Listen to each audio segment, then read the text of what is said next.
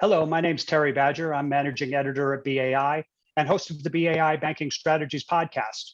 Thank you for joining us for our webinar sponsored by SeeEverything, X Factors for Improving Frontline Employee Engagement.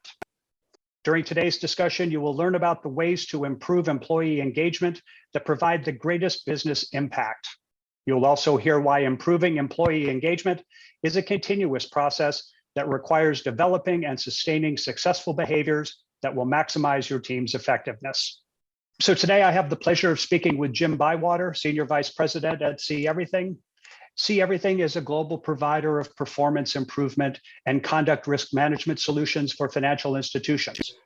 Jim has a deep understanding of the financial services industry through his experience in both frontline and leadership positions in retail banking, plus more than 20 years experience in consulting and coaching at some of the most recognized and respected financial services organizations.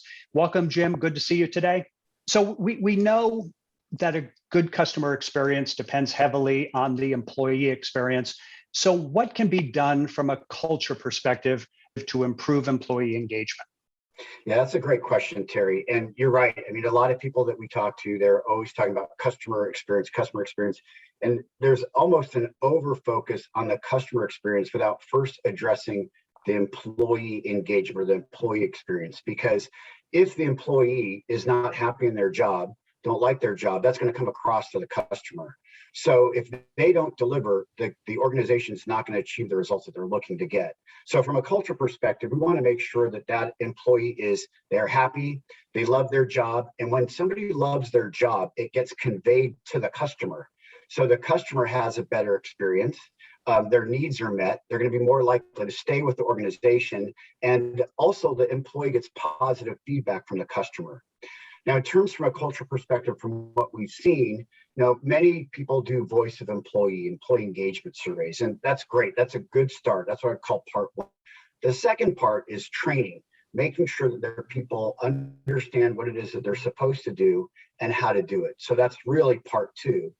The biggest miss that we see in really changing the culture and driving employee engagement is in coaching. And coaching is not just how to do what to do, but really making sure that they are observing them in the act of serving customers. So we hear things sometimes like, well, we do on-the-spot coaching. And when I hear that, it's hard for me not to smile and think that's kind of code for we don't do it all. We believe in formal observational coaching to really help the employee understand how to do their job more effectively. That's probably the biggest thing that needs to be done culturally. So when you say observational coaching, what do you mean? I mean, what are people being coached on? What other coaching methods should bankers be considering? And importantly for this as well, who coaches the coaches? Okay, let me at a time, and if I miss one of them, bring it back to me on that one. So in terms of what can be done, or what some of the things are that they do the coaching on, I think the key ones that I see that really have the biggest impact in customer satisfaction and driving results for the organization is onboarding. Whenever you have a new member, if you're a credit union, or a new client, if you're a bank, that is a magic moment because they might not be coming back in. So it's easy to do that formal, more observation in that moment. Another one is deepening client relationships. Primarily how people are doing that now is they're picking up the phone and they're calling their customers to make sure that their needs are being met, specifically as they're doing a lot more digital transactions. So that's one that managers should be observing, even if they're just listening in on one end of the conversation. And then the third one really would be any kind of complex issue resolution where they're needing to get a human being on the line rather than doing it digitally. We have seen, and people know, that when there is an issue and it's fixed quickly, the actual organization and the banker gets more credit than there should no been problem at all. So those are the key things that people are coaching to. And then also realizing in terms of the observations, the methodology, it needs to be consistent. So it has to be consistent across the footprint of the organization. It can't just be, here's what we do in the main branch, here's what we do in the rural branches, or here's what we do in different regions. You've got to have consistency around it. And it needs to be, when I say formal, not so formal that it's stilted, but where the manager can come in, let's say in a new member conversation, and say, Terry, my name is Jim Bywater. I'm the manager here. Thank you for choosing X and Y Bank.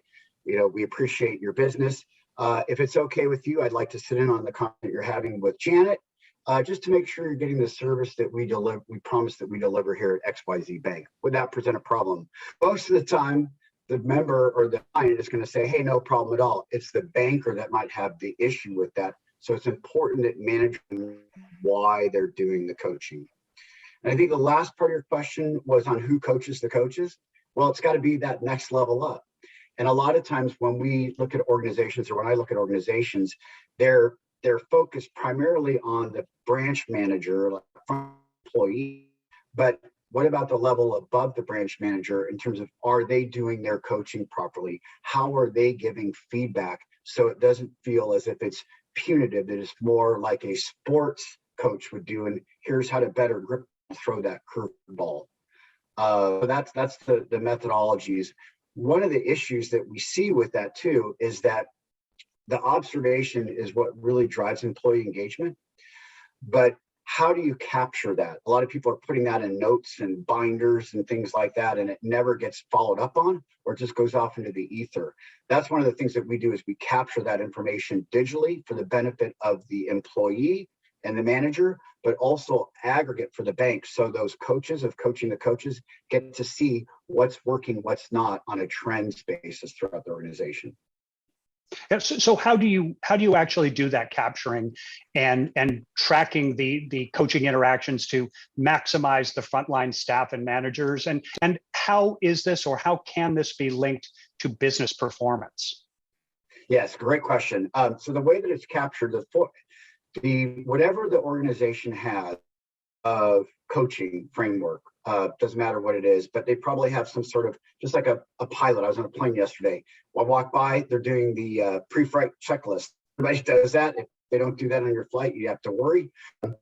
But they have a consistent format of what it is that they're looking for. That's digitized, so you have less work, and observing you in the interaction. And it's very quickly yes, no, information, yes or no. And then also you have little comments that you make that will capture that information in terms of what they're doing well, what they could be done differently. So that's the first part of it. The other piece of it is then it gets filed up throughout the organization, and so you can see the issues are within your organization. And that is displayed back to it. So back to for coaching's sake, it's about the needle. So we're able to pull information from systems that they might have and see, if I'm coaching you on new member customer account opening, I can track and see observations are being done on that, and are those observations impact in needs and services that the client or the member actually opens up during that interaction. So it's not coaching for form over substance, which quite frankly is what we see most of the time out there. It's not really linked to performance, and we're able to do that. So a lot of leaders would probably argue that they already provide training to their employees. So tell us, what is the difference between training and coaching as you're describing it? Yeah, there's a huge difference. Training is great. You got to have the training, but if you look at the world of sports, I mean, you can go and take one golf lesson. That's considered training. But how many people, after they have one golf lesson, go out and shoot par? Not very many. For those of you that aren't really familiar with sports, you don't have one piano lesson and start playing Mozart or Beethoven. It just doesn't happen. So the coaching part is what helps embed the training that they've had done. And that's where another big miss is the training department will say, oh, we've delivered the training. It's the coaching's fault. And the coaching will say, well, it's the training. So the coach is really the place where you are embedding those skill sets. And so it's more of the finer arts of things. And it can't be viewed by the organization as a punitive thing. It has to be viewed as, this is the culture. I hear of sales culture, service cultures. I believe in what we call a performance culture. And part of a performance culture is continuous improvement. And if you're looking for continuous improvement, there's got to be continual coaching and observation. Managers need to know what's going on out there in their branches. That's the coaching part. And a big piece of why managers don't coach now and why employees don't like being coached is because there's really not a lot of value to it. So I watch you do an interaction with a customer and I say, hey, Terry, how do you think that went? Terry goes, I think that went pretty well. And I said, yeah, I think that did too. I think you need to do this and this better. But there's no real, how do you get better? And there's no value. So if you think about it, I know you're a baseball fan, Terry. If when I was coaching my son in baseball, I was trying to get him to throw a curveball. And he was having a hard time with it. And he didn't like me working with him on it. But I figured out a way where he could, work on snapping his finger to get that breaking pitch to go.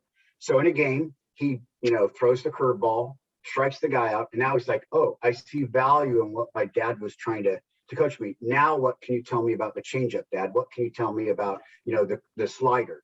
So once the employee being coached sees value in what's being done from a coaching perspective, it's not viewed as punitive anymore. How can performative and observational coaching, how can it help with what is now known as the Great Resignation? And by this, I mean, are there traits that some people might have that make them more coachable? And how do leaders look for and how do they identify those traits? Yeah, well, first of all, the Great Resignation, the war on talent, even before the pandemic, there's only so much talent out there. There's only so many A players out there.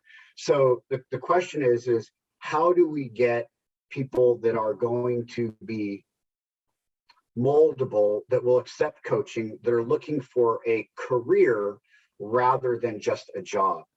And I think that's one of the reasons why I think coaching is so important. I'm up a little bit in terms of how do you bring people in? How do you differentiate your bank or credit union from others? Because people have choices. So I think one of the big things is if the bank or organization can provide evidence that the training that they give is top notch, but the biggest thing is we can help make you more effective in your job faster to help you be more comfortable in your role. But if you're more effective, that means you're going to be more successful. You probably have some sort of incentive pay, your customer feedback, like we talked about earlier. You're going to be less likely to leave, and also tracking your career path. Because one of the things we see from an onboarding perspective, it's luck of the draw. You go to your first meeting as an employee, they tell you the dress code, whatever it might be, boom, you're shipped off to a manager. And those managers' capabilities may vary greatly in terms of improving my experience as an employee and helping me be more effective. I think some of the traits that people are looking for is, first off, you got to have an openness and see if they're open to growing and to learning, and also looking to do more. And I think, whether you're looking at a salesperson or a service person, the reason why most people join a bank or a credit union is because they like to help people. So, and part of helping people is persuading people to do the right thing from either a savings or a service perspective, or even a sales perspective. So what's their ability to communicate and be persuasive? I know that people always say, hey, sell me this pen. Well, you might not know anything about a pen, but you may know, what's your favorite food? Italian food. Okay, great. I really don't care for Italian restaurants. Convince me to go to your favorite Italian restaurant. If they can give something back, that actually shows that they can think on their feet a little bit. But I think those are some of the key things that we can do, and realize that if you can take your B players, you can make them A players. The organization becomes wildly successful when you can do that. Yeah, you mentioned, good salespeople, good service people, that they're successful in what they're doing. But that success in that area, I mean, that doesn't necessarily predict that they will be successful if they're promoted into a new area. So how can leaders coach up people coming into the organization to make sure they have the right skills and the right presence to succeed in their next assignment up the ladder? Yeah, this is a big issue that I've seen for a number of years. So you're a good salesperson, you're a good service person. Congratulations, Terry, you're now a manager. And then they become a manager of the unit. Then they try to do it all themselves and have the whole goals for the branch on them, and they burn out. And they're not using what they know to spread out to other people. So part of that really begins with, again, your coaching process. How do you build your bench? So when people are observed and coached, just like I observe my son throwing the curveball, he's seeing what I'm doing and I'm walking through each step. How did that feel, that grip feel? When you threw it off, how you're asking questions, getting feedback from them, he's starting to learn about my coaching process. So it's something that he could then emulate, but it's got to be structured within the organization. So it can't be haphazard where different people are doing different things. So that's a real big piece of when you're looking, and quite frankly, also, I think it's okay for banks and credit unions to think about, no, not everybody wants to be a manager. Maybe you do need superstar players out there, and it's okay not to promote somebody and thinking that they need to be promoted in order to be successful. I think those are some of the key things but it is a very, very common mistake that you mentioned. Yeah, we know that customers are becoming more digitally savvy. And because of that, fewer of them are visiting the branch, and they're opting to do their transactions via online or the mobile channels, right? So Right. How can bankers and member service reps at credit unions, how can they make sure those online interactions resemble the in-person experience? And how should they identify opportunities to help serve the customer or member via providing advice? Yeah. In fact, just the other day, I was talking to a bank. They were talking about just even between their contact center. So it's not even digital. Contact center and branches they keep saying, how do we knit it together so it's a similar experience? Because a lot of your branch customers are doing things not only just for the call center, but also online. So there's a lot more trying to get to the integration of that. And again, it comes with consistency of what is the experience that you want and how do we make it the same even through those different channels. Now, obviously, if it's face-to-face versus phone, I'm not going to see your face. Behaviors that you want a banker doing should be the same. Even with digital, if you have somebody just chatting back, then how the experience flows, it should. Now, one of the conundrums out there is that if I open an online account with your bank, for most banks, they've made it so it's pretty frictionless. In some cases, you can do it in 5-10 minutes. But if I went into the branch, it's taking 20-30 minutes. So the bankers are actually getting upset about this because it's like, why can't it be easier for us? So that's something that needs to be worked on. The other part with that is that when the accounts are open digitally, research has shown that if there's no follow-up from a human, either phone or in person or video like we're talking now, the less of the relationship actually comes over. The balances are a lot smaller for online accounts opened versus in branch accounts opened. So banks are understanding now that they've got to have a good experience from taking that digital experience and then following it up with a human experience to fully meet the customer's needs and to bring that customer over into the organization. So I think that's a big piece. Yes, I'm sorry. That's okay, but what about the identifying the opportunities to provide advice to the member or the customer? Well, both of us have gray hair, been around a long time. When I was a banker, it was about, we got to provide advice to the customer. Then it was, now with the pandemic, that's the new big thing. We've taken things out of the branches. It's about, with that, you've got to train the bankers on what to look for, what to listen for, and then also how to respond to things. So almost every organization that I talk to or deal with, they have some sort of a needs analysis. But if you start observing, does that really happen? Example, there's a client of ours that they wanted to drive mobile and online banking. This is during the pandemic, and they weren't seeing the traction that they thought they would. And so they started observing, more formal observation, and they found that 77% of the time, their bankers were not even bringing up mobile and online banking. So if they're not bringing it up, the likelihood of them, really meeting that need is like zero. The objections that came up of why customers didn't want online and mobile banking was really because they said they don't have any bills. So they kept saying they don't have bills. They don't have, I would like to meet these people that don't have bills. So they dug down to find out what was the real reason why they weren't offering and getting them signed up. So the advice part of it, it also needs to be made simple. There's a saying that one of my clients had said is the financial services industry does a good job of taking something simple and making it complex. So you could have, all these sheets and forms and all that. I don't believe in that. I think that there's key needs customers have, and you just talk around those particular needs in the future, and then do it enough. And the coaching that you get from your manager will help you then determine how do we really meet those needs. But again, nobody's looking under the hood. They're that hood. They think the engine's running, but they're not. They're opening it up and saying, "Wow, we're missing the carburetor," and that's why we're not getting the results that we should.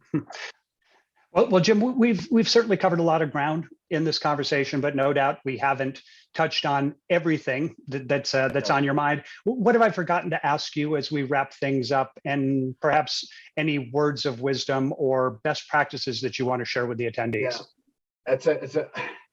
Yeah, one of the things that I think is really important is banker mindset. And I think it's organization mindset too. And we said it's about really helping people.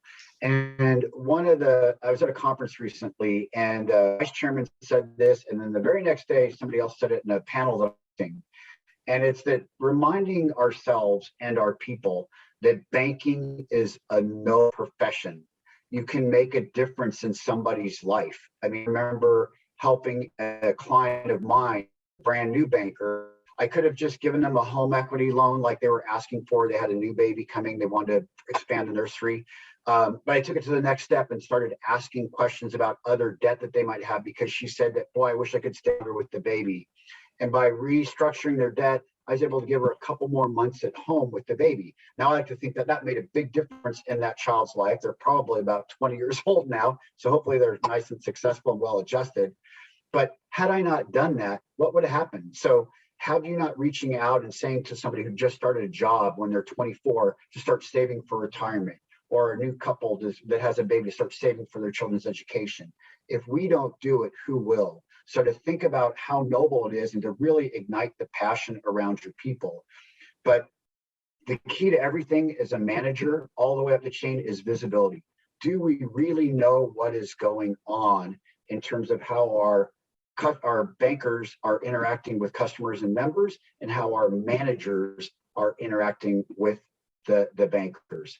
So those are the key interactions that we need to make sure are up to what we want to have happen. Okay. Well, thank you, Jim. I don't have any more questions for you, but so now it's time for Q&A. But before we head into Q&A, I do want to encourage attendees to take a few moments to fill in the online evaluation that will soon be appearing on your screen. You can also find the survey link in the right box on your screen. So, Jim, let's go to the questions that have come in during the conversation. One of them touches on what you were talking before about coaching as being seen as punitive. So coaching may backfire in trying to improve employee performance. So how would you address that to make it not seem punitive?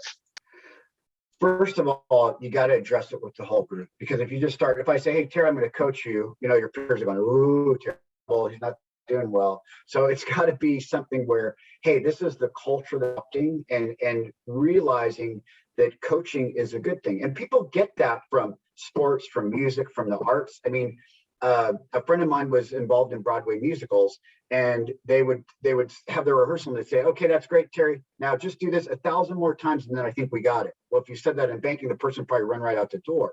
But you need to position with everybody. Here's what we're doing. I'm going to be observing. Here's why I'm going to be observing. It's not because I'm looking for you to do something wrong and trying to catch you doing something wrong.